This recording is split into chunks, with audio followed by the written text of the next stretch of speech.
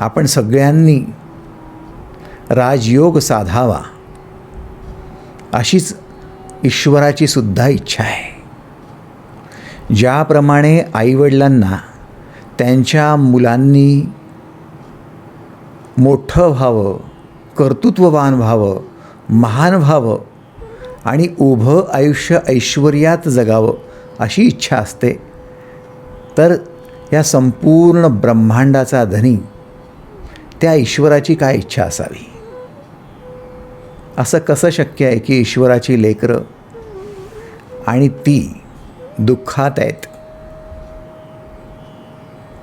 ते दरिद्र आहेत, ते भीक मागतायत, परेशान आहेत आणि या सगळ्या गोष्टींनी ईश्वर खुश आहे? नाही, असं शक्य नाही.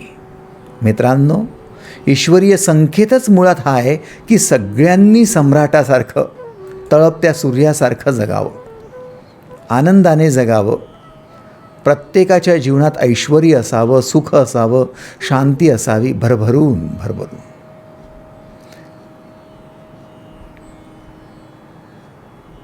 आणि ही शांती, हे सुख किंवा हा आनंद, ही संपत्ती, हे ऐश्वर्य मिळवण्यासाठी आपल्याला सगळ्यांना बुद्धी प्राप्त झाली आहे.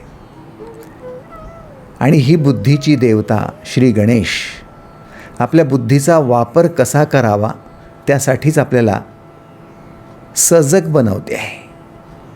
बुद्धीचा सदुपयोग कसा करावा हे शिकवण्यासाठीच आहे. सगळ्यात चांगल्या बुद्धीचा उपयोग कोणता?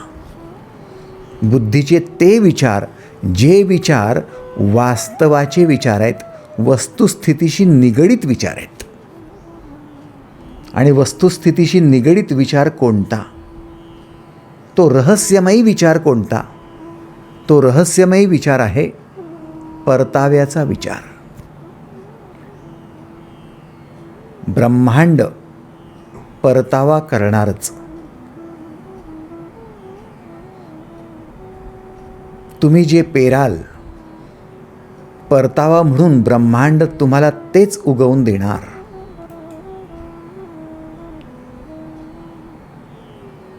Each action has reaction and completely in opposite direction हा न्यूटनचा सिद्धांत परताव्याचा सिद्धांत आहे. तुम्ही कोणावर हात उगारला तर तुम्हाला हात उगारलेलाच मिळेल इतरांकडून. तुम्ही कुणासाठी मदतीचा हात पुढे केला तर तुमच्यासाठी मदतीचे शेकडो हात पुढे येणारच. तुम्ही कुणासाठी कल्याणमयी प्रार्थना केली तर तुमच्यासाठी हजारो मुखांनी प्रार्थना होणारच. स्वाभाविक आहे, नियम परताव्याचा आहे. आणि हा विचार अंगी रुजवणं ही सगळ्यात चांगली बुद्धिमत्ता आहे. राजयोगाची सुरुवात कुठून? सुरुवात तुमच्या सद्विचारातून. सद्विचार कोणता? मला परतावाच हवाय, मला पुरवठा नको. पुरवठा भिकाऱ्यांना केला जातो, पुरवठा दरिद्रांना केला जातो, पुरवठा लाचार लोकांना केला जातो, पुरवठा बेड रिडन असलेल्या, काहीही न करू शकणाऱ्या अशा गलितगात्र रोग्याला केला जातो. आणि आपण यापैकी कोणीही नाही. आपण बेड रिडन रोगीसुद्धा नाही, आपण भिकारीसुद्धा नाही.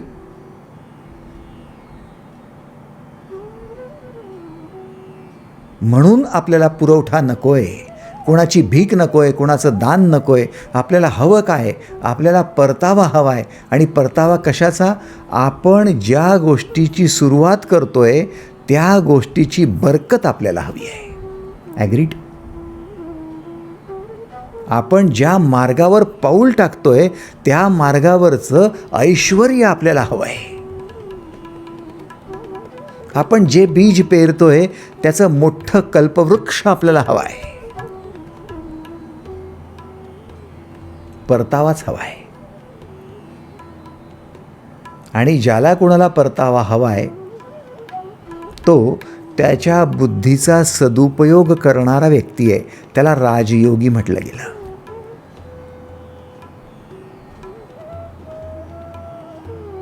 म्हणून श्री गणेशाला, ज्याला परताव्यातच फक्त विश्वास आहे, त्याला राजा म्हटलं गेलं. सगळ्या देवांचा राजा गणेश. आणि सगळ्यात सुरुवातीला प्रथम दर्शनी ज्याची पूजा केली जाते, ज्याचं स्तवन केलं जातं, ज्याची आठवण केली जाते, तो गणेश.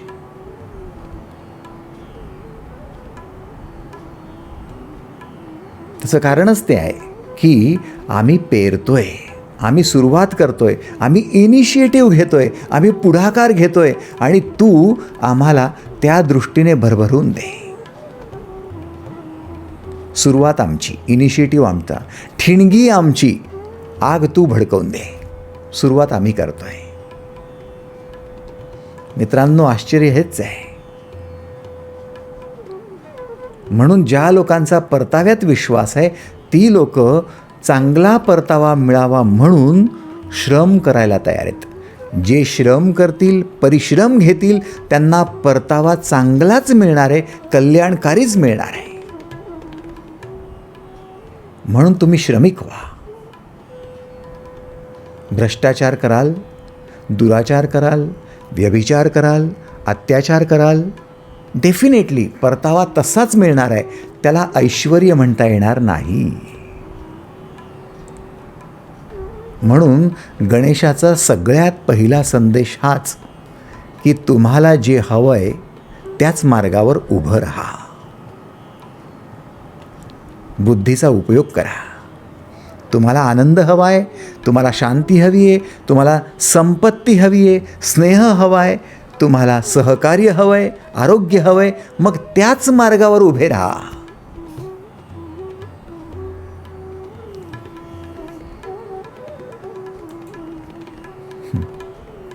सिंपल आहे ना. आणि मित्रांनो, हे श्रम आणि हे परिश्रम. श्रम कोणतं आहे? श्रम कोणतंही कार्य सुरू करण्यापूर्वीची तयारी आणि प्रत्यक्ष कार्य करताना त्या कार्यामध्ये असलेली निष्ठा, हेच तर श्रम आहे. कार्य सुरू करण्यापूर्वी केलेली तयारी आणि प्रत्यक्ष कार्य करत असताना त्या कार्याप्रतीची निष्ठा, ते कार्य अतिशय दर्जेदार व्हावं म्हणून बाळगलेली लवचिकता, स्वतःमध्ये आवश्यक ते केलेले बदल. कारण कार्य ते आपल्यापेक्षा जास्त महत्त्वाचं आहे आणि आपण त्याच्यासाठी समर्पित आहोत. कार्य माझ्यासाठी बदलावं नाही, मी कार्यासाठी बदलेन, ही लवचिकता. माझ्यात आवश्यक ते सगळे बदल करून घेईन, ही लवचिकता. आणि कार्य सुरू करण्यापूर्वीची तयारी, त्या कार्याबरोबर आपल्या भावनांना जोडण्याची तयारी. कोणतंही कार्य शुभ कार्य व्हावं असं जर वाटत असेल तर ते कार्य वास्तवात काय आहे, ते कार्य खरोखर काय आहे, ते कार्य प्रत्यक्षतः काय आहे, हे समजणंही गरजेचं आहे. म्हणजेच आपण जेव्हा आपल्या भावनांना वस्तुस्थितीशी जोडतो, जे वास्तव आहे त्या वास्तवाशी जोडतो, तेव्हाच फक्त आपण पूर्वतयारीही करू शकतो आणि तेव्हाच आपण लवचिक राहून कार्यामध्ये एकनिष्ठसुद्धा राहू शकतो. एवढी लवचिकता. आजपर्यंत गणेशाबद्दल तुम्ही जेवढ्या काही कथा ऐकल्या असतील, त्या कथांमध्ये तुम्हाला एवढंच लक्षात आलं असेल की प्रत्येक वेळी पूर्वतयारीशिवाय कार्याला हात घालायचा नाही, पूर्वतयारीशिवाय कार्य सुरूच करायचं नाही, ही गणेशाची सगळ्यात प्राथमिकता. पूर्वतयारी.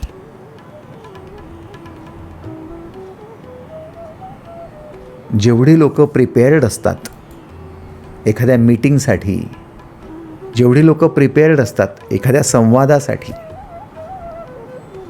प्रत्यक्षतः प्लॅटफॉर्मवर जाऊन काम करण्यासाठी, त्या लोकांचं यश अगोदरच आखलेलं असतं. कारण तुम्ही तुमच्या अंतरंगात यशाची पेरणी करता आणि बाह्य जगात त्याचं पीक फोफावत असतं. तुम्ही यशस्वी व्हाल असा आत्मविश्वास घेऊन जेव्हा तुमच्या प्लॅटफॉर्मला उभे राहता, तेव्हा तुमच्याकडनं आपोआप तशा पद्धतीची कामं व्हायला लागतात. तुमचा त्यावेळेसचा आवाकाच वेगळा असतो. लोक म्हणतात कॉन्फिडंट आहे, लोक म्हणतात पॉवरफुल आहे, लोक म्हणतात अट्रॅक्टिव्ह आहे, लोक म्हणतात कमालीचा उत्साह आहे, लोक म्हणतात कमालीचा जोम आहे, लोक म्हणतात साहस आणि धाडस जबरदस्त आहे. हे सगळं कुठून आलं? अंतरंगातून आलं. आणि अंतरंगात पूर्वतयारी, कार्य बाहेर.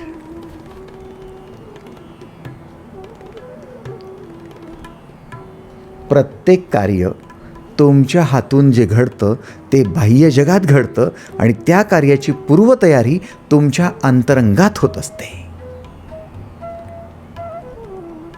म्हणून कार्य करण्यापूर्वी स्वतःला तयार करा, नंबर 1. नंबर 2, कार्य करताना त्या कार्याच्या वास्तवतेशी जुळा. अंतरंगातल्या भावना आणि बाह्य जगातलं वास्तव दोघांचा जेव्हा मेळ बसतो त्याला म्हणतात भावनिक परिपक्वता. आणि जेवढे आपण परिपक्व असतो तेवढेच आपण बुद्धिमान असतो. गणेशाची भावनिक परिपक्वता हीच त्याची बुद्धिमत्ता. ॲग्रीड?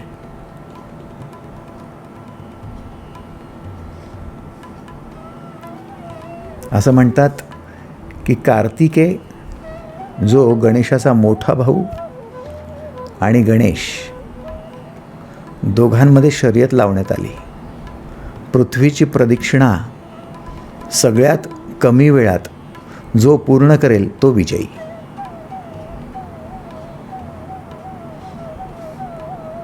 कथा आहे. कार्तिकेय निघाला, त्याचं वाहन मोर होतं, त्या मोरावर बसला आणि तो फास्ट ट्रॅकवर, एक्सप्रेस हायवेवर निघाला आणि संपूर्ण ब्रह्मांडाची प्रदक्षिणा करायला लागला. गणेश शांत आरामशीर बसलेला. थोड्या वेळाने उठला,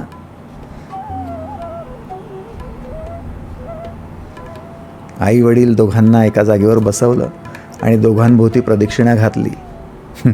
काम कंप्लीट झालं.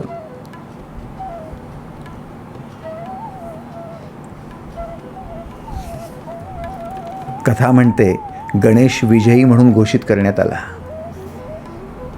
गणेशाने स्पष्ट केलं की तुमच्यासाठी तुमचे आईवडील, तुमचं ब्रह्मांड आहे आणि फार मोठं भौतिक जगाला प्रदक्षिणा घालत बसण्याची गरज नाही. ज्यांच्याकडून तुम्हाला स्नेह मिळतो आहे, ज्यांच्याकडनं शांती मिळते, ज्यांच्याबरोबर जुळलेले आहात, ब्रह्मांडाने तुम्हाला जे सादर केलेले आहेत ते तुमच्यासाठी तुमचे सप्लाईंग एजंट म्हणून आलेले आहेत. जे तुम्हाला शांती देत आहेत, स्नेह देत आहेत, सहकार्य करत आहेत, जे तुमच्या आरोग्यासाठी झटत आहेत, जे तुमच्यासाठी संपत्तीसाठी तुम्हाला सोबत आहेत, सगळ्या गोष्टींसाठी त्यांची प्रदक्षिणा हीच ब्रह्मांडाची अख्खी प्रदक्षिणा आहे. तुम्ही त्यांच्यासोबत खूप चांगलं वागून दाखवा, खूप प्रेम तुम्ही तिथे निर्माण करून दाखवा, तुम्ही जिंकलात. गणेश विजयी झाला. बुद्धिमत्ता आहे, पूर्वतयारी आहे. आपल्याला सुद्धा अख्खं जग पायाखाली तुडवण्याची गरज नाही आहे. जेवढी लोक आपल्याशी जुळलेली आहेत, कुटुंबात असोत, सहकारी म्हणून असोत, कार्यक्षेत्रात किंवा शेजारी असोत, आपल्याच कॉलनीत राहणारे किंवा आपले नातेसंबंध, तेवढ्या लोकांशी स्नेहाने, तेवढ्या लोकांशी प्रेमाने, तेवढ्या लोकांशी शांतीने जुळून तर बघा.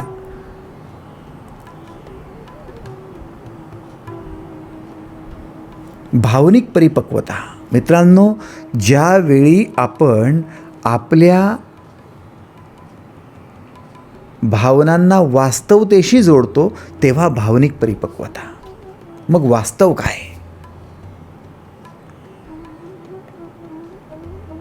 खरं वास्तव काय आहे? आपलं अस्तित्व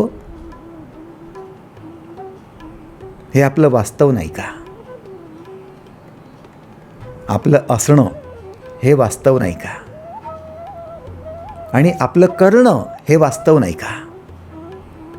आपलं कर्तृत्व हे वास्तव नाही का? या जगात वास्तव शोधायला गेलात ना तर 2 गोष्टीत तुम्हाला स्पष्ट दिसून येतं. एक, तुम्ही आहात हे वास्तव आहे. तुम्ही जिवंत आहात, तुम्ही हयात आहात, तुम्ही आज मी तिला उभे आहात, वास्तव आहे. आणि दुसरं, तुम्ही जे काही करताय ते सुद्धा वास्तव आहे. म्हणजे तुमचं अस्तित्व आणि तुमचं कर्तृत्व दोन्ही गोष्टी वास्तव आहेत. या दोन्ही गोष्टींचा तुम्ही आदर करा. तुमची भावनिक परिपक्वता वाढायला लागेल, बुद्धिमत्ता वाढायला लागेल. तुम्ही जे आहात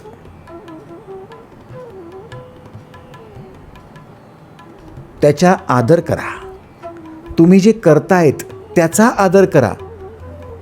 तुमची भावनिक परिपक्वता वाढेल.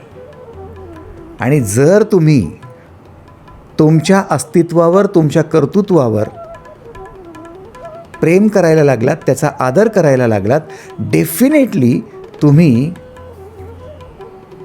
परिपक्वही व्हाल. तुमच्या असण्याबद्दल तुम्हाला अभिमानसुद्धा असेल, तो तुमचा स्वाभिमान असेल. तुमच्या असण्याबरोबर तुम्ही जुळून, वास्तवाशी जुळून जे काही निर्माण कराल ते सगळ्यांसाठी आदर्शच असेल, तुमचा आत्मगौरव असेल.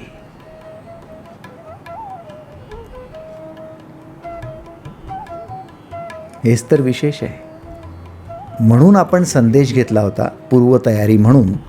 संदेश होता, तुम्ही म्हणूनच मोठे व्हा. संदेश आठवा मित्रांनो, तुम्ही म्हणूनच मोठे व्हा. तुम्ही स्वतःला डावलू नका. तुम्ही स्वतःला रिजेक्ट करू नका. तुमच्या असण्याला, तुमच्या दिसण्याला, तुमच्या करण्याला तुम्ही रिजेक्ट करू नका, निग्लेक्ट करू नका. तुम्ही त्याला डावलू नका. तुम्ही त्याची उपेक्षा करू नका.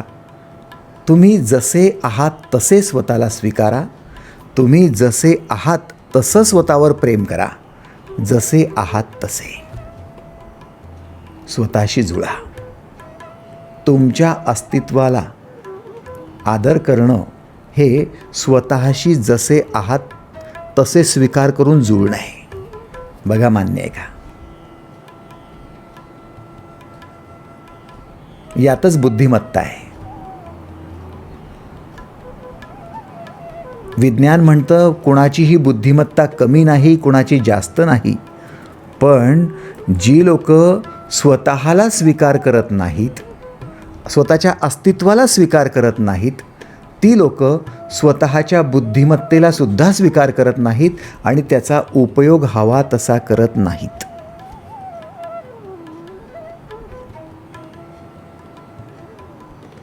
तुम्ही स्वतःला स्वीकार करा. कास डॅलो नावाची एक महिला होती.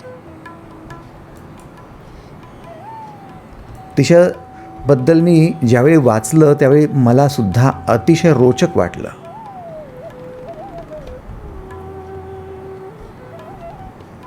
ती जोपर्यंत रियाज करायची एकट्यात बसून, तोपर्यंत बंद खोलीतून येणारा आवाज ऐकण्यासाठी लोक बंद खोलीच्या बाहेर रांगा लावून उभे राहायचे. कास डॅलो.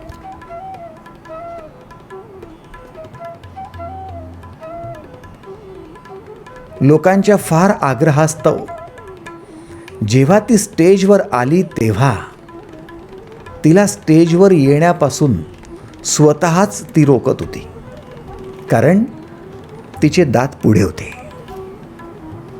आणि माझे दात पुढे आहेत. लोकांसमोर मी ज्यावेळेस गायन करेल त्यावेळेस माझ्या दातांचं प्रदर्शन होईल आणि लोक मला हसतील, लोक मला नाव ठेवतील, माझा हसा उडेल आणि फजिती होईल. या भीतीपोटी ती लोकांसमोर यायला तयार नव्हती.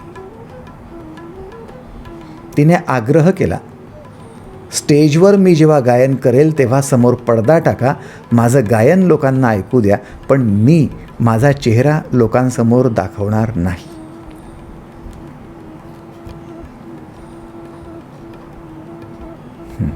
आयोजक बिलकुलही तयार नव्हते. अशा प्रकारच्या ऑडिशनसाठी सुद्धा आम्ही तयार नाही, तर अशा प्रकारच्या प्रेझेंटेशनसाठी कुठून काय, नाही, शक्य होणार नाही. मित्रांनो, असं म्हणतात कास्ट डॅलो ज्यावेळी त्या स्टेजवर उभी राहिली त्यावेळी तिच्या मनात ज्या गोष्टीबद्दल घर करून बसलं होतं, माझे दात समोर आहेत आणि ते फार विद्रूप आहेत, मी दिसायला फार कुरूप आहे, तेवढ्या त्या एका गोष्टीभोवती तिचं मन घुटमळत होतं. तुम्हाला काय वाटतं, ती तिच्या बुद्धीचा सदुपयोग करू शकते का? तिच्या कौशल्याचा, तिच्या कलेचा उपयोग करू शकते का? ती मुळीच करू शकली नाही. आणि तेव्हा तिचा उलट जास्त हशा उडला. बंद दारात गायन करत असताना बाहेर रांगा लावून उभे राहणारी लोक, त्यांना आजही प्रश्न पडत होता, हीच ती आहे का, की खोटं सांगितलं जात आहे? ती फार घाबरली, रडायला लागली. पण त्याच प्रेक्षकांमधला एक व्यक्ती होता, श्रोता होता, तो तिच्याजवळ गेला. तो म्हणाला, मला माहिती तुझी फजिती का झाली. डोळे पुसत ती म्हणाली, माझे दात. म्हणे, नाही, तू स्वतःला स्वीकार करायला तयार नाहीस, तुझं स्वतःवर प्रेम नाही, म्हणून तुझी फजिती झाली. तुझ्यासाठी संदेश आहे. काय संदेश? संदेश हाच आहे, तुम्ही म्हणूनच मोठे व्हा. तू म्हणूनच मोठी हो. तू जशी आहे तशीच मोठी हो. लक्षात घे, एक दिवस हेच दात तुला सगळ्यात मोठी संपत्ती कमवून देतील. लोकांना तुझे दात बघायचे नाही आहे, लोकांना तुझं मधुर गायन ऐकायचं आहे, हे तू विसरू नकोस. तिने तिच्या मनावर ताबा मिळवण्यासाठी या वाक्याचा वारंवार उपयोग करणं सुरू केलं. तुम्ही म्हणूनच मोठे व्हा. मित्रांनो, श्री गणेशाचं हे सगळ्यात मोठं महत्त्वाचं वाक्य आहे. तुम्ही म्हणूनच मोठे व्हा.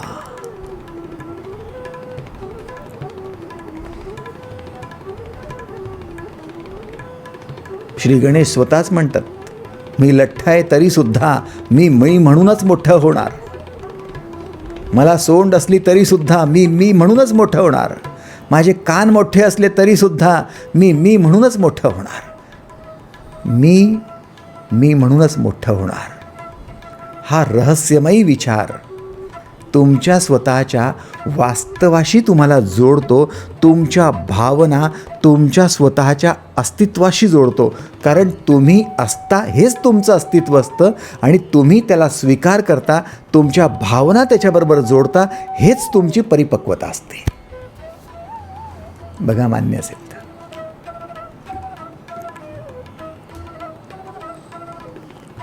कास्ट डॅलो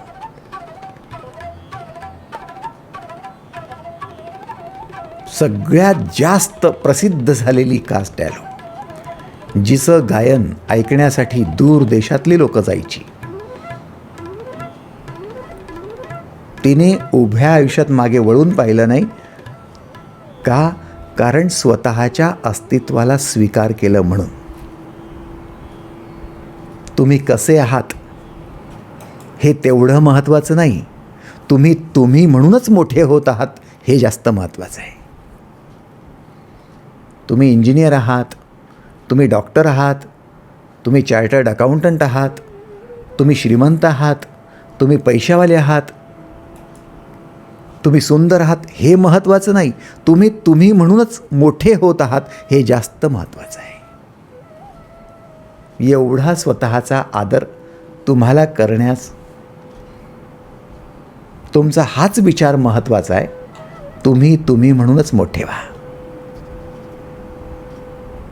मित्रांनो, एवढं मी स्पष्ट सांगू शकतो जर ह्या गणेशोत्सवात तुम्ही स्वतः हे 10 दिवस मी म्हणूनच मोठा होणार हा मंत्र दिवसातनं शेकडो वेळा जपला, तुमच्या छोट्या छोट्या मुलांना, नातवंडांना हा मंत्र जपायला लावलात तर खात्रीने सांगतो गणेशपूजन तुमचं साध्य झालं. मी म्हणूनच मोठा होणार, मी म्हणूनच मोठं होणार. तुमच्या नातवंडांना झोपवताना, त्यांच्या डोक्यावरून हात फिरवताना तुम्ही त्यांच्या कानात एवढाच मंत्र वारंवार जपा. त्यांना हेट्रॉसजेशन द्यायचे असतील, परसूचना द्यायच्या असतील तर एवढ्याच द्या, तुम्ही म्हणूनच मोठे व्हा.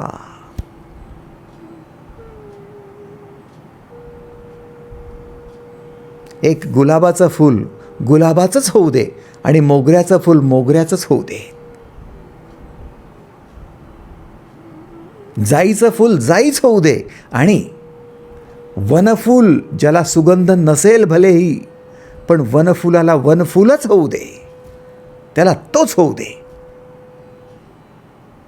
हेच त्याचं स्वातंत्र्य आहे, हेच त्याचं ऐश्वर्य आहे. कारण काय? कारण स्पष्ट आहे मित्रांनो, जेव्हा तुम्ही म्हणूनच मोठे व्हायला लागता तेव्हा तुम्ही जे काही करता, थोडं नीट ऐका, हे वाक्य जास्त महत्त्वाचं आहे. जेव्हा तुम्ही म्हणूनच मोठे होत असता तेव्हा तुम्ही जे काही करता ते उत्साहाने करत असता.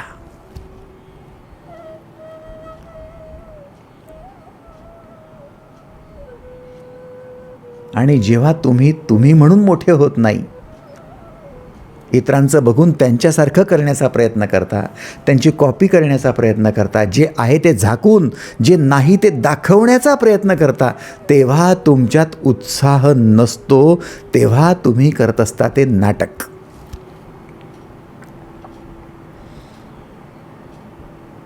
समाजाला जेवढं जास्त गांजवलंय तेवढं जास्त गांजवण्याचं काम सिनेसृष्टीने केलेलं आहे. कारण सिनेसृष्टीमध्ये, फिल्म इंडस्ट्रीमध्ये जे आहे ते दाखवलं जात नाही, जे नाही आहे ते दाखवण्याचा प्रयत्न केला जातो. हे जे ॲक्टर्स आहेत ना, ॲक्ट्रेस आहेत, नट आणि नट्या, यांचं जीवन एवढं खराब आणि भयंकर का जातं? कारण ते दिवसातनं 10 तास जे नाही ते दाखवण्याचा प्रयत्न करत असतात. चित्रपटाच्या कथाही तशाच असतात, त्यांचे अभिनयसुद्धा तसेच असतात. जे नाही ते दाखवणं, सुपरमॅन म्हणून दाखवणं, आकाशात उडतोय म्हणून दाखवणं, भलत्याच मोठ्या करामती करताना दाखवणं, स्टंट करताना दाखवणं, हे सगळं दाखवणं, जे प्रत्यक्षात नाही आहे ते दाखवणं, हे करता करता हेच सत्य आहे की काय असं त्यांना उगाच वाटायला लागतं. आणि त्याच आविर्भावात ते नाटकांमध्ये जगता जगता उभं आयुष्य नाटकी करून घेतात. म्हणून ते एवढे फ्रस्ट्रेटेड असतात, म्हणून ते एवढे व्यसनी असतात, म्हणून त्यांच्याकडे ड्रग्स जास्त आढळतात, म्हणून ते लोक आयुष्यात फक्त ग्लॅमर करता करता करता तसेच बँकरप्टसुद्धा होतात, मरूनसुद्धा जातात. आणि त्यांना फॉलो करणारे, त्यांचे जे काही फॅन्स असतात तशाच पद्धतीने वागायला जातात, ते सुद्धा तसेच मारतात. जगतात कोण? आनंदाने जगतात कोण? ते जे वास्तवाला स्वीकार करतात, ते जे सत्यावर बोट ठेवतात, ते सत्यमेव जयते.